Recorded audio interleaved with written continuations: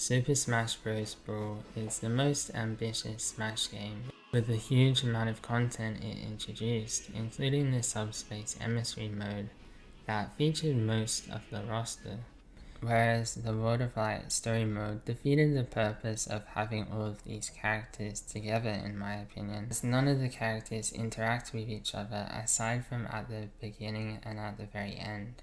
Super Smash is theorized to be inspired by a child playing with Nintendo figurines to create different battles. But Ultimate forgets to add the storylines and stakes that we created for these battles. Hence, it's easy to grow bored of these event-like battles when there's no story or atmosphere to keep you motivated to keep progressing. Whereas Brawl immerses you and creates anticipation for each fight through these connecting character interactions. These character interactions were important for people like me, as this was my first time seeing many of these characters, and it was their unique personalities that encouraged me to explore their different franchises. But World of Light doesn't enable that same experience for people who don't know anything about Xenoblade, for example, as there are no character interactions or even spirit descriptions to illustrate what Shulk or his world is like. This flaw is somewhat self-inflicted though, with Ultimate adding so many new characters and spirits to the extent that it just meant less focus on the original cast.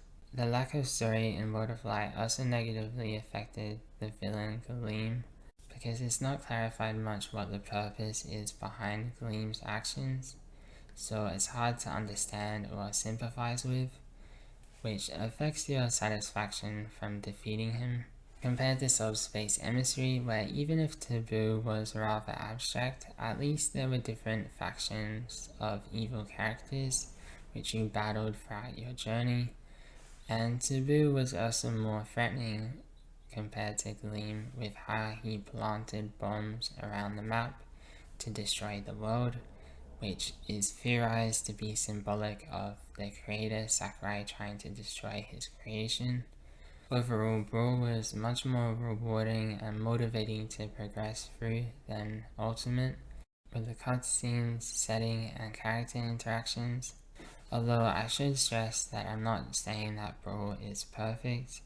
I did replay the first part of Subspace Emissary recently, and it wasn't as fun as I remember, so it may just be nostalgia blinding me, but I prefer many of the movesets, stages, and music of Brawl.